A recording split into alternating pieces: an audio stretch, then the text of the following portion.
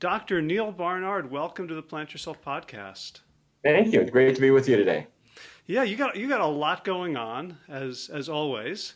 Uh, I guess so. so I wanted to talk to you about the upcoming Health Fest in Durham, North Carolina. But while I had the chance to have this conversation with you, I would love to. I'm just so curious about the trajectory of your life and your story. And I wonder, you're one of many plant-based luminaries who started out on a dairy farm, right? So, Well, not exactly. no, Close. Colin Campbell grew up on a dairy farm, and then Caldwell Esselstyn's family raised cattle. I guess when you see it up close and personal, it makes it maybe a little more striking and even perhaps more objectionable. In my case, my dad grew up in the cattle business, and his dad, and as far back as I can trace, really, and same with my uncles and my cousins. However, I grew up in Fargo, North Dakota, and my father took quite a dislike to the cattle business, and he left it. ah, And yeah, he left it, and he ended up going to medical school, and he then became the diabetes expert for Fargo and Eastern North Dakota and Western Minnesota. And but that's just as relevant in a couple ways. One is we still ate like we were in the cattle business, and secondly, despite the fact that diabetes was his whole career, I never once heard him say that anyone ever got better. It was always sort of fighting a losing battle and against this disease that was just getting worse and worse and worse. And so after I got into my medical work, I'm happy to say that the trajectory changed. mm, oh, I did not know that.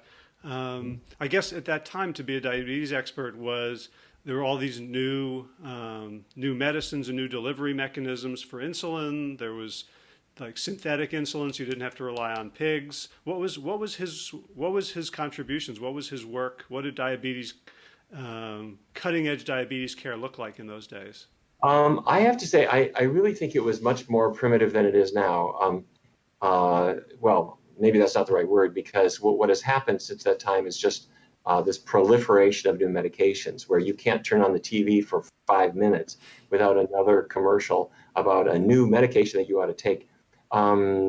Most all of that is unnecessary, I have to say. Back in his day, it was sort of insulin and insulin. Hmm. And that's mostly what they relied on. But since that time, there have been more newer tests. I mean, what they were doing is they were checking urine sugars, and sometimes blood sugars, and things have changed. But the big thing that has changed, obviously, is our work, where we bring people in and we're focusing not on a new medicine, we're focusing on the cause of the disease. And the cause of diabetes is the accumulation of fat droplets inside the muscle and liver cells that causes insulin to not work anymore. And so we can reverse that by changing the diet. And if you get the animal products out of the diet, there's no animal fat anymore. And if you keep the oils really low, then the fat that has been building up inside those muscle cells and liver cells, that fat starts to dissipate. And suddenly insulin starts working again. And the patient says, wow, what's going on? My blood sugars are falling, and I don't need so much medicine. And eventually they come off their medicine in many cases. And if you get to them early, you've got a good shot at reversing this disease. Yeah. Did you have a chance to have this conversation with your dad? Not exactly. The research that we did that was particularly influential really was published in 2006. That was our NIH trial. It was a head-to-head test of a vegan diet versus a more conventional diet. And at that point, he was already pretty well up in years. Hmm. Gotcha. Okay, so I saw that you went into psychiatry when you decided to become a doctor. So what was your interest there? That was all I cared about. When I was in college, I was studying psychology. And I have to tell you, I had no interest in medicine whatsoever. And I think this came from my father. He I don't think he really enjoyed the practice, especially. And as I said, patients didn't get better; they just got worse. And I think he was helping them as much as he could and trying to prevent them from having the most serious complications. But there wasn't really anything in it that I found especially interesting. It struck me as uncreative and mundane. But when I was in college, I studied human psychology, and I found it fascinating. And so I went to medical school with only one goal in mind, and I was going to become a psychiatrist. And I did. I was really interested in the human mind and how mental illness began and what we could do to fix that. And that was the only thing that I cared about. However, in my first year of practice, after I got out of my residency, I was practicing in New York. And I had a busy job. During the day, I was running a psychiatric ward at St. Vincent's Hospital. But at night, in the evening, I had a consulting job where I would see patients who were medically ill. A patient in the ICU, for example, who was delirious, medically ill with psychiatric complications. A person with HIV, where the HIV infected their brain and caused psychiatric complications of this medical disease. And as time went on, I started to get an impression that in medicine then, and still to a great degree now, we weren't doing anything about the heart attack until it came into the emergency room door. We weren't doing anything about cancer until it showed up on a mammogram or on a digital exam or something like that. And I started thinking, why don't we prevent these diseases? Why aren't we doing something to stop the heart attack or the cancer from happening? And I also was troubled about the way research was going. It was this endless search for a new pill, and nothing about very little prevention research and very little nutrition research. And I also thought the research was cruel, that we were abusing animals in various ways to try to give cancer to animals or diabetes to animals, rather than doing research in ways that were ethical and that would get us to where we want to go. So I set up this organization that has the worst possible name, Physicians Committee for Responsible Medicine, which nobody could ever remember. But that was my idea. I was going to have maybe 15 doctors be our committee. And we would weigh in on the issues of the day, and we would support people who are doing their own kind of activism in this area. And that was my idea. The only thing was we started to really grow a lot. And we're not really a committee anymore because you can't fit 175,000 people into a committee room. But now we do research studies on all the things that I didn't want to get involved in when I was younger, on diabetes and cholesterol issues and weight problems. And I have to say the research has been, I think, very important and has shown some quite remarkable things. And then we also do advocacy and policy work and lots of other stuff. Right. So I'm fascinated. I'm hearing a kind of a thread throughout that you're sort of an intellectual rebel. Like you go into a field and you just immediately start looking for what's wrong with it. Does that sound fair? Well, maybe, but not through any kind of personality disorder, I don't think. And the idea was not to rebel. I had a perfectly nice childhood and wasn't necessarily a rebel by nature, except, I mean, it is true. I mean, I grew up in the 60s when there was a lot of rebelliousness in the air about war and about racism and about prejudice. And the work that I have been doing isn't with an intention to try to rebel, but it is with an intention of trying to make things right. And I'll never forget when I was an intern. I was on call every third night. You worked every day, and every third night you had to work all night also. And I remember several times I was called to the 5th floor south of the hospital, and there was a woman there who I still remember. She was an elderly woman who she needed an amputation. She had diabetes. And the diabetes caused tremendous sores in her feet. She couldn't feel things, and so she would get a foot ulcer that wouldn't heal. And she had gangrene, and she had to have her foot amputated. But she refused the operation. And so our job was to try to keep her alive with intravenous antibiotics. And in the middle of the night, the IVs would always clot off, and they would call me at 3 a.m. to restart her IV. And I'd go into her room, and she would curse me out a blue streak about, that I'd have to stick her again and start her IV. And we kind of got to know each other a little bit in this unfortunate scenario. And we did keep her alive. And she didn't get her amputation at that time. But in the course of this, I just thought, what in the heck are we doing here? My choice is to hospitalize you for 6 weeks of antibiotics. And if we can't succeed, you're going to lose your foot. This is primitive. So the goal is not to rebel. The goal is to fix this. What's wrong with this is that she had diabetes not because she had a metformin deficiency or a deficiency of Invokana or these drugs that you see.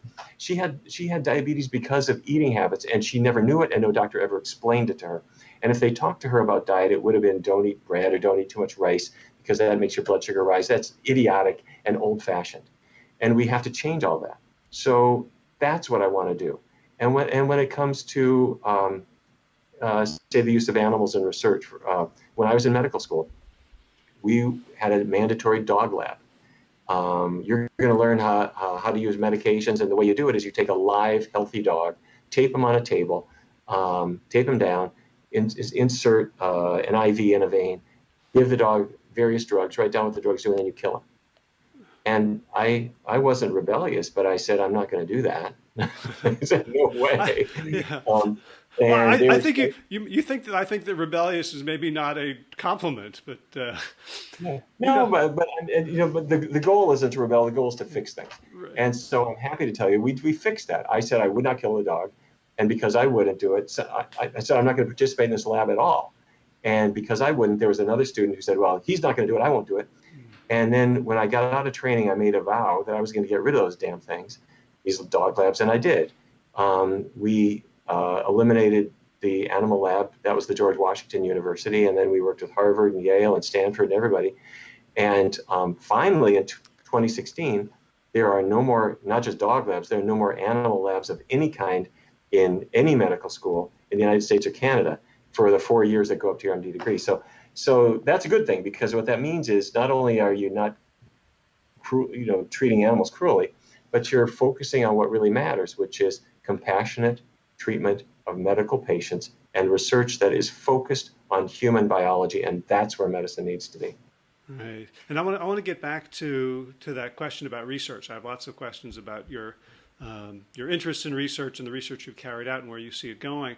But I'm so curious, because you just sort of said, and then I started this committee that I thought was going to be 15 people, and it grew like at the same time as you're able to see things that are wrong, and just to see that they're wrong. Like I can think of so many times in my life where I just accepted what was, and it took a long time, or it was a lot later, or someone had to raise my consciousness to the point where I looked back and said, yeah, I kind of knew that was wrong, but I didn't really, or I couldn't articulate it.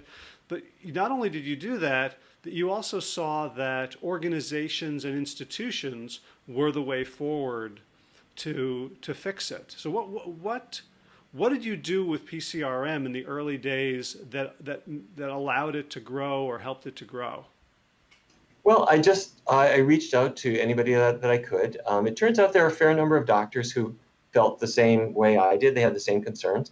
And so I just kept reaching out, and I would call it various organizations that worked on nutrition or worked on animal protection or whatever. And I said, give me any doctors you have. And we just kind of grew from there. And one advantage that I had is I had a job in New York. I quit my job and I moved back down to Washington because I thought that'd be a better place for this work. And I worked half-time running a clinic here in Washington. And then the other half of my time, I didn't take a paycheck. I just started this organization. I worked really hard to get it going. And so it helps to live kind of a simple lifestyle, because then you don't have to worry too much about mortgage payments and things like that. Uh-huh. So were you self-funding the organization? Because I know, you at this point you have initially, but yes, but we had, I didn't have any staff, so there wasn't much to do. But very soon I started to do direct mail and have people support us with contributions that were pretty small at first, but they grew. And then I was able to hire people to help me, and we now have about 100 employees here, mostly here in Washington, D.C. And it's been a good thing. Okay. It sounds like at the beginning, the concerns were about animal cruelty leading to, research methods leading to animal cruelty and also not leading to outcomes that were good for human beings, and also an interest in preventing disease. But like those are two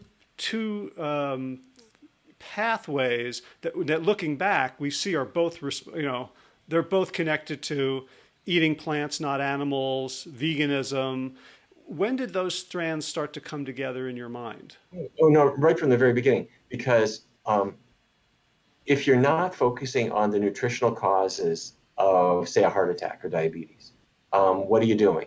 You're saying, gee, I have no idea how you got diabetes. How did your heart attack occur? I have no idea. And then what do? Then you're doing research trying to figure out the cause of it. Very often that research was done on animals and was often cruel. Let's cause heart disease or diabetes in animals. And it was a complete distraction from where we needed to go. And the problem was also going the other direction. The more people were using animals, the more that they were neglecting the nutritional causes of things. And so I started to see we really had to work both on the medical side and the research side. And in both cases, we have to focus on the cause. And so that was right from the very beginning, I wanted to tackle both issues. So focusing on the cause means food for the most part. And the kinds of research that we need to do has to really be in the human animal, not in a rat or a mouse. Okay, but PCRM you started in 86? 85. Right? 85. What evidence was there at that point that you could look at and say animal foods cause disease? We didn't have the research that we have done at that time, and Dean Ornish hadn't shown his really brilliant and elegant work showing that you could reverse heart disease. But what we did have was we had evidence, say, in areas like Japan, where the dietary staples were not a steak or a big chunk of fried chicken. The dietary staple in Japan was rice. And we had seen this dramatic thing that was happening right at that time in the 1980s, that as Japan was westernizing its diet and meat was coming in and dairy was coming in for the first time, heart disease went up and cancer rates, breast cancer in particular, but other kinds of cancer, started going up dramatically. Diabetes went through the roof. And so okay, this is not genetic. Because genes didn't change. This is something about food, and it's about a Western diet, an animal-based diet. And it also meant that rice was not the cause of diabetes, because that's what they've been eating since time immemorial. And there had been some studies in the U.S. of various populations, and it was already pretty clear that the more people followed a plant-based kind of diet, the healthier that they were. So we had these inklings, and what had to happen really was to generate good hypotheses and then test them. And so that's what we have been doing. Mm-hmm. So at what point did PCRM go from an advocacy organization to a research organization? Was that a big step? Because I'm involved right now in trying to do a very modest randomized clinical trial, and we've been going for 6 months, and the fees keep increasing. Did you know what you were getting into at that point when you said we need to do our own research because no one else is doing it? You're right. It's doing research well means being very careful, and it often involves a lot of expense. And the first study I did was a pilot study that I did with our friends at Georgetown University here in Washington, D.C. There was a diabetes foundation in Northern Virginia that actually came to me, and they said words that could have come out of my mouth. They said, we keep getting all these grant applications from people who want to do diabetes studies on rats and mice. And they said to me, I don't think that's right. They didn't want to do that. They said there's got to be a better way. And I said, well, here's what you ought to be doing. What we ought to be doing is testing vegan diets for type 2 diabetes. Type 2 diabetes is 95% of cases. It's related to diet, and it's not caused by eating too much asparagus. It's from eating too much meat and cheese and fried foods and that kind of stuff. I said, let's do a study. So that was the first one, and they paid for it, and which was good. And it was highly successful. And so we started doing more studies, but we did them fairly inexpensively at first. Although if you see my office now, you wouldn't know that because we've got lots of expensive equipment and lots of staff now. But that's what we've done, and we have many people who support us who value the research that we're doing. And I'm happy to say that your tax dollars through the National Institutes of Health paid for, I think, our most important diabetes study. That was through NIH. Now, because I know a lot of doctors and researchers and medical professionals who are sympathetic to the idea that animal research isn't great, but almost to a man, and it is to a man, they feel it's necessary. So, I can see, like, if you're doing, new drug trials, that you don't necessarily want to give them to people right away. But you were talking about giving people food that has been shown to be healthy for thousands of years. Do you think you can do drug research without using laboratory animals, or should we just stop doing drug research and just focus on the causes of disease? Well, we probably should stop a lot of it, I have to say, because we should not stop all drug research, although there's a lot of it that does not need to be done. Let me come back to your question in a second. I first want to just parenthetically say that a lot of drug research is to make a new antidepressant that's just kind of it's an exercise in marketing, not an exercise in something that's new for people, or a new diabetes drug that doesn't really improve diabetes care. It's a new company trying to make money. And there has been a tremendous effort over the past few decades to identify drugs.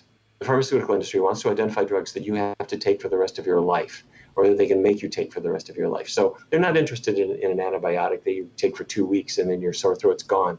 They want you to be on something that you take forever. And it's because of money. It has nothing to do with what you really need. And they completely neglect the cause of things. So a new arthritis drug, they don't wrestle with the question of why do you have inflammation in your joints? What are you exposed to that could be triggering that?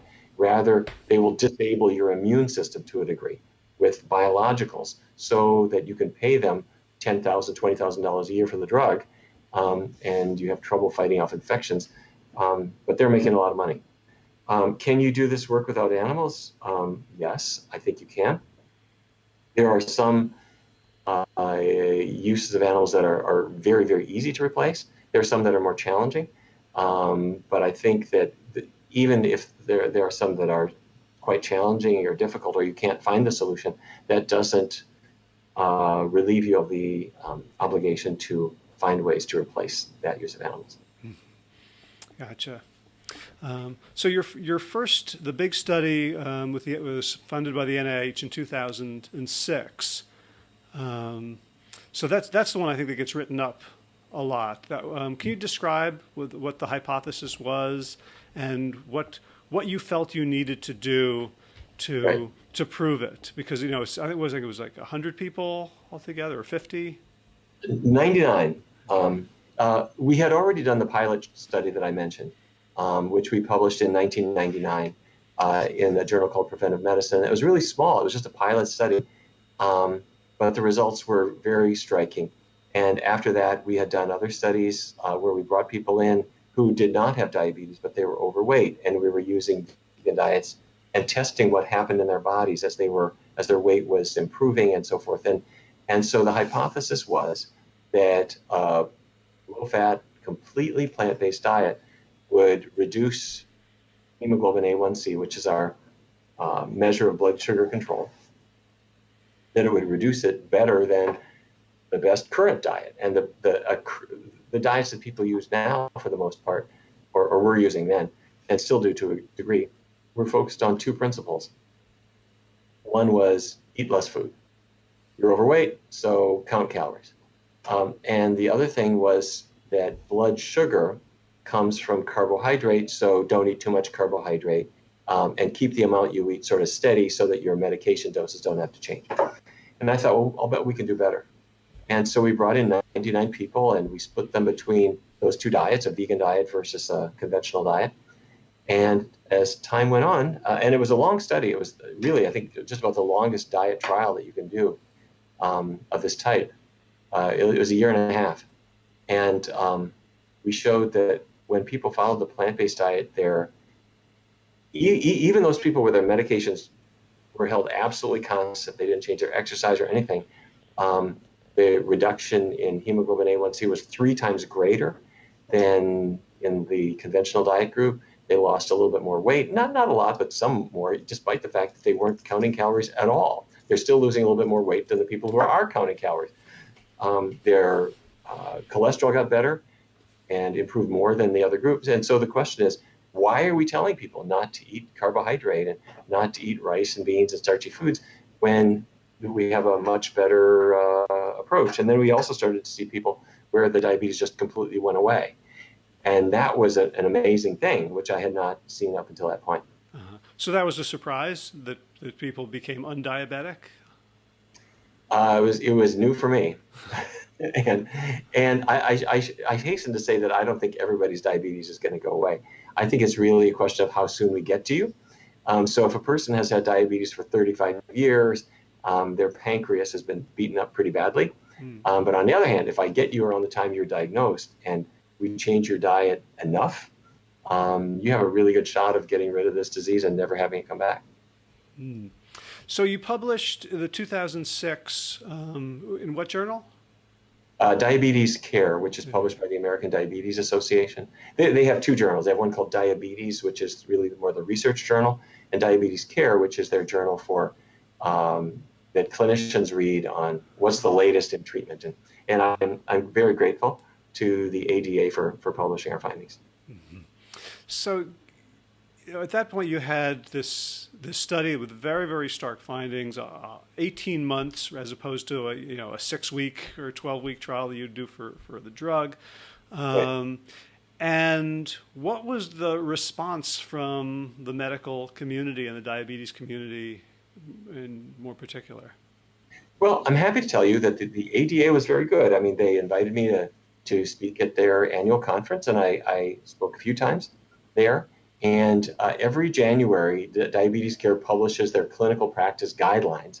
And so they have these recommendations for doctors, and they included vegan diets in them. Now, they have gotten a lot of other noise from people who say, well, you could just do it Mediterranean or you could do it low carb. And they become pretty democratic, a little bit more than I would like to see, with all the different ways that a person can tackle diabetes. But they've been open to this, and I think the big issue that we have and the big challenge we have is that a lot of practitioners are still using old-fashioned methods, and they don't have a structure in their practice for helping patients to change their diet, so they don't really give much attention to that. And the patient says, "Gee, I don't know what to do," or "I don't even want to change my diet," or something like that, and the doctors just give up. And they don't educate the patient and encourage them and help them. All right. Well, anecdotally, I mean, I hear stories all the time about people who go to their doctor and the doctor assures them that there's no way to reverse their diabetes or undo it. So it's not just they're unwilling to accept this new way, or they don't think they have the behavioral tools. They're not even aware of it. Yeah, it's true. It happens all the time that the person who makes them aware of it is a patient who read my book or something like that. In 2007, I think it was, I published a book with the name Dr. Neal Barnard's Program for Reversing Diabetes, and that got a lot of notice. And PBS picked it up as a show that aired all over the place. And I got an email from a man who he was in England, and he had diabetes, and it was getting worse. And his doctor did some blood tests and so forth. And somewhere along the line, he picked up my book. And he started reading it, and he thought, that's what I'm going to do. Let me try a vegan diet. Went back to his doctor's office. The doctor did more tests, and he went home. And as soon as he got home, his phone rang. He sent me an email telling me this whole story. His phone rang, and it was the doctor's office. And they said, the doctor needs to see you immediately. Come back here to the doctor's office. And he panics. Like, what did they find in my blood? What have I got? How long do I have to live? So he's driving to the doctor's office. He gets there, and the doctor says, come in, sit down. And the doctor asked him, I want you to tell me in detail what you have been doing. And so he said, well, I read this book. I threw out all the animal products, and I've been keeping oils really low. And the doctor said, your blood tests are healthier than mine, and I don't have diabetes. and so anyway, he could joke about it now, but the guy's diabetes went away. And of course, we see this all the time now. But the doctor was stunned, and he thought, how can this be? And we always were taught that it was a one-way street. But I hear this now all the time, that sometimes doctors tell little lies to themselves. My patients are lazy. Mm-hmm. They'd rather pop a pill. That's not true. There is not a patient in the world who wouldn't take that whole bottle of pills and throw it, in the trash if they thought that they could find a way to conquer this disease and get rid of it. They would do that. And although every patient and everybody is a little reluctant to change long-standing nutritional habits, people will do it. People are changing their diets every day anyway. They find new foods and new restaurants, and they're always trying new stuff. When you encourage the patient and show them how to do this in a good and smart way, people will change. Nobody wants to go blind or lose their kidneys or have their feet amputated from diabetes. And if a diet change will save you from all those things, everybody will embrace it, and they do. Right. So coming back to the research, I've heard a lot of people whom I discuss / argue with. I'll point to your study for diabetes. I'll point to Dr. Esselstyn's 2 published papers for heart disease, and people will say, well, that's, it's anecdotal, it's small numbers. And I'll say, okay, well, maybe, but if this was a small number drug test, you would now have, $50 million being poured into the full test for the new drug approval by the FDA. What do you think? There's anything that still needs to be done in terms of research? Sure. Or is at this point, do we just have to market the same way Sanofi markets their diabetes medicines? Well, let me come back. First of all, it's not small numbers. These studies are done carefully, and they're done with adequate numbers, and the findings are good and solid. And for people who are new to research, here's what you do. You set up your hypothesis. So I'm going to say maybe a vegan diet is better than another diet for diabetes. And then you figure out how you're going to test that. All right, for X number of weeks, we're going to use the diets. And then you do what's called a power analysis. And that helps you to estimate the number of people that you will need in your study. And you can choose the number of people to show, all right, I want to prove this with 90% certainty. I want to prove it with 95% certainty. I want to prove it with 99% certainty, whatever. And so there are mathematical ways of telling you how many people you need in your study. And you sit down with your statisticians and they tell you. And then you figure out, well, what if some people drop out? And then you add extra to compensate for that. And that gives you your number. And so we did 99. I know it's a funny number, but that's what we did. And it showed beyond really any reasonable doubt that this diet is good. And then after that, we've done many other studies too. We did a study with Geico, the car insurance company, where we put this same diet to work at Geico facilities. And we did it in 10 different cities across the United States. We did it in 2 different studies, but the first study was 2 cities, the second study was 10 cities. And we had hundreds of participants. And then we've done other studies where we've looked at neuropathy, diabetic neuropathy, which is a late stage. We've done it in just a normal endocrine practice to see how it worked there. And if you add all these people up, you're talking about hundreds and hundreds and hundreds of people and very convincing evidence. So no, we don't need any more research to just show is a low-fat vegan diet good for diabetes. That's clear. But there are some other things where I think we do need more work. For example, let's apply this in children. There are now kids who are 14 years old and they're gaining weight and they're on crummy diets and they're insulin resistant and they're starting to get type 2 diabetes. There was one really good study at the Cleveland Clinic looking at kids and using vegan diets for these at-risk kids. And it appears to be helpful, but we need to do much more there, not just to see if it works, because I think everyone believes it would work, but also to just see how do you apply it in a world where we have schools serving unhealthy foods and families kind of every night it's pepperoni pizza out of the freezer, and how to make this work in a translational setting where you translate it out of my research facility into some more challenging environments. Right. Yeah. Now, so you said you did an 18-month study, and it wasn't one of these where you lock people in a room and you feed them, so you can't control what they eat. Right. PCRM has your Food for Life instructions. You have, the Kickstart. You've done a lot of work with helping people adopt this better diet. What have you learned through all the years about how to help people transition and be compliant? First, I should say maybe first, I don't actually use the word compliant. I use a slightly different word. And the reason is comply means if you're going to comply, that means you're going to do what I tell you to do. It's like the ply, as in fold yourself. You're going to do what I've asked you to do. That's not what I want you to do. I might use the word adherent, meaning you figured out what the diet is and you want to adhere to that diet or you don't want to. And here's what I found. What I found is really good. I have found that people will change their diets very happily, provided you take what you know about the human animal and what they need in order to do that. So what I don't do is I don't encourage people to just make little steps, and I don't say, all right, you're too old to change, or you're from North Dakota, or you're from Texas, you couldn't possibly do this. No, anybody can make healthy diet changes.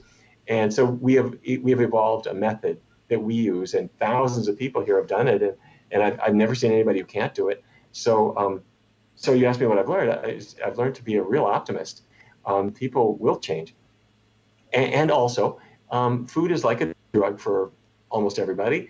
Once in a while, people goof up, and I've learned not to get discouraged by somebody who messes up or is a little bit of a recidivist, because we see that with cigarettes and drugs and alcohol. People stutter their way into success.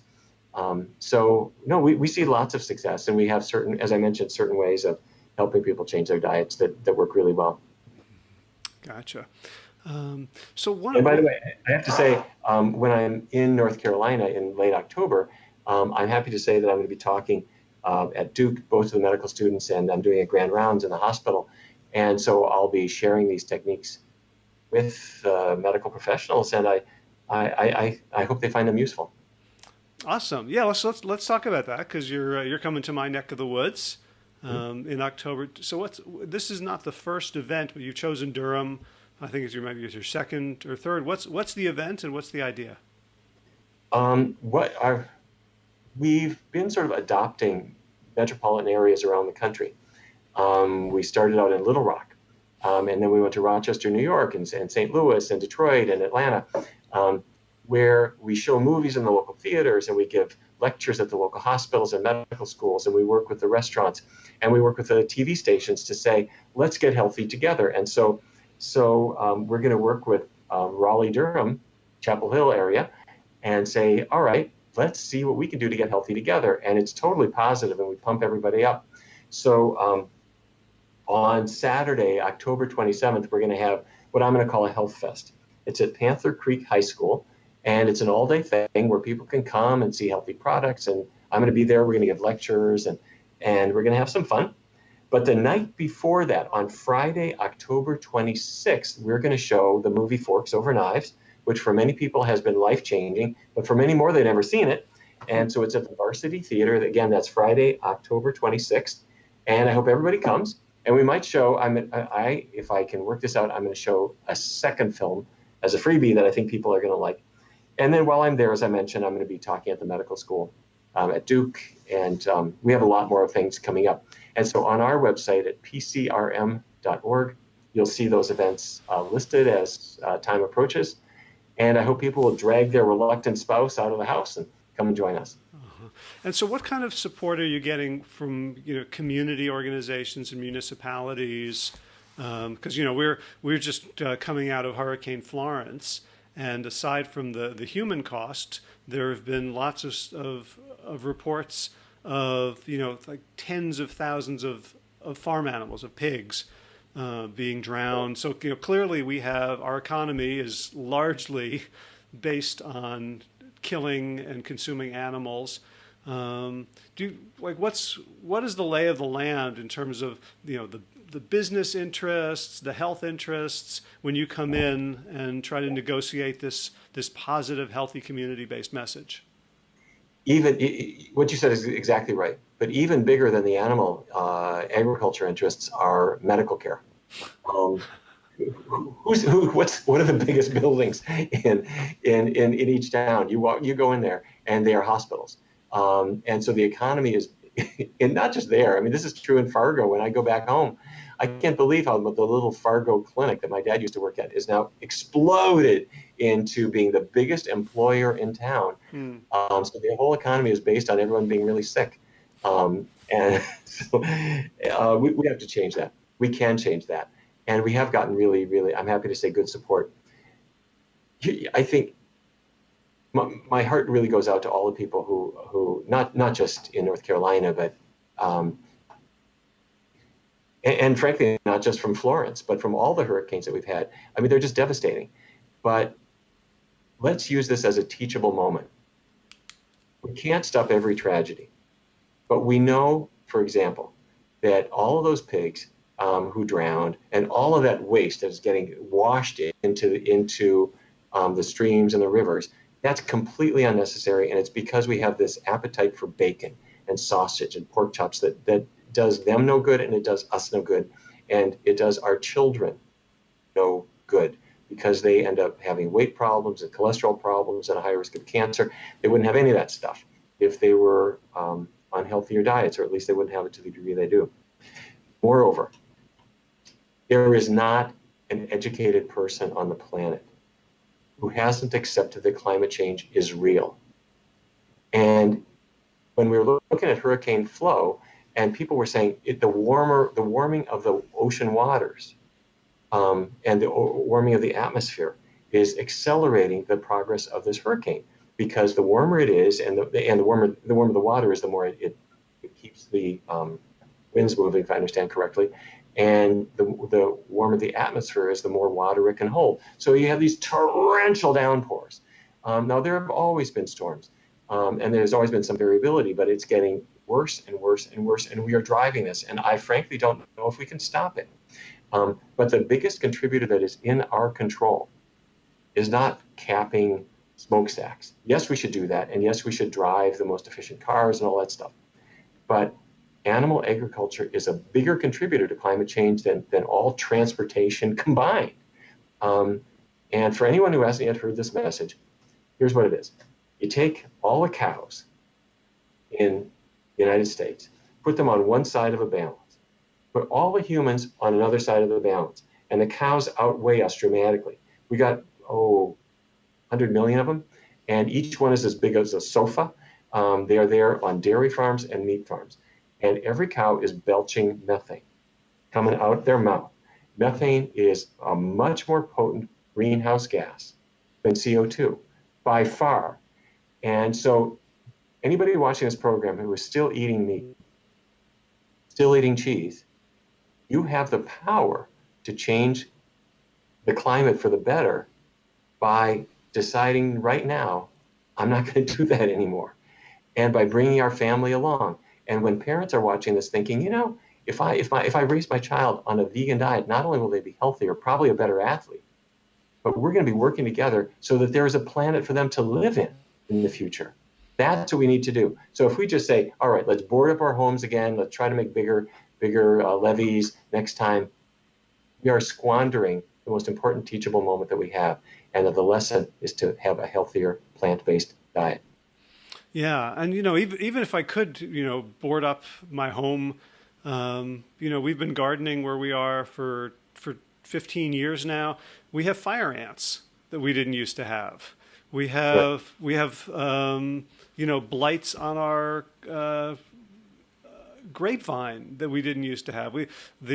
Things are budding in the wrong season. We have our blueberry bushes are budding in February and then getting killed off by frost.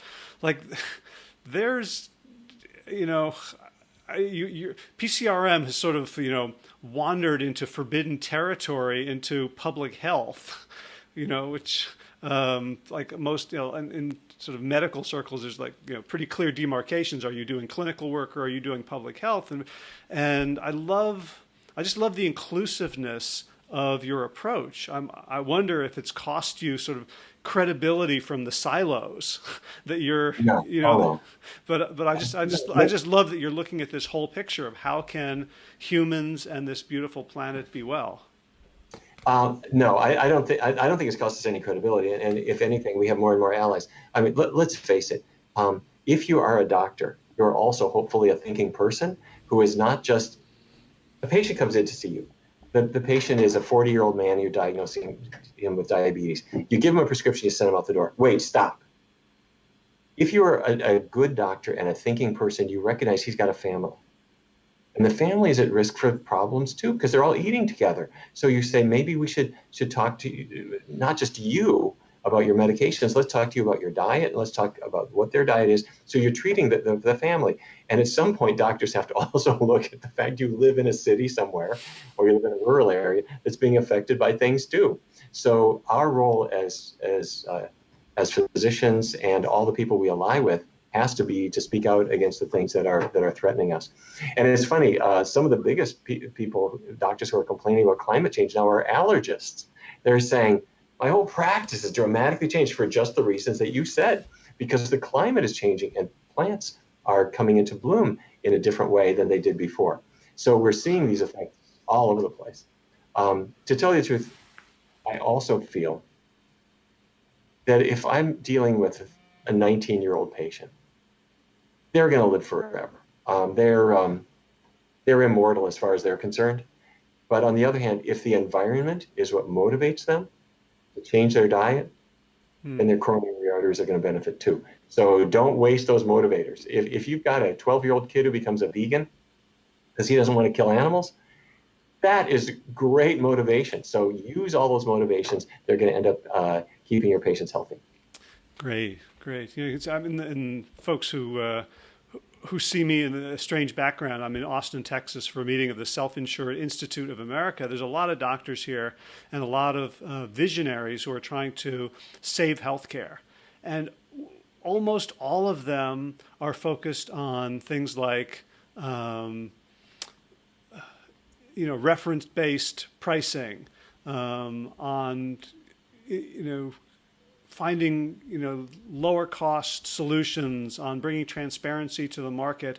And, me and Olivia Kelly and WellStart are really the only ones talking about less utilization, about needing less healthcare. So this is a pretty progressive organization looking to fix healthcare, and they're missing the plot. So how is PCRM positioning itself over the next decade or 100 years or however long your vista to really change the conversation for doctors, for healthcare professionals, and for consumers?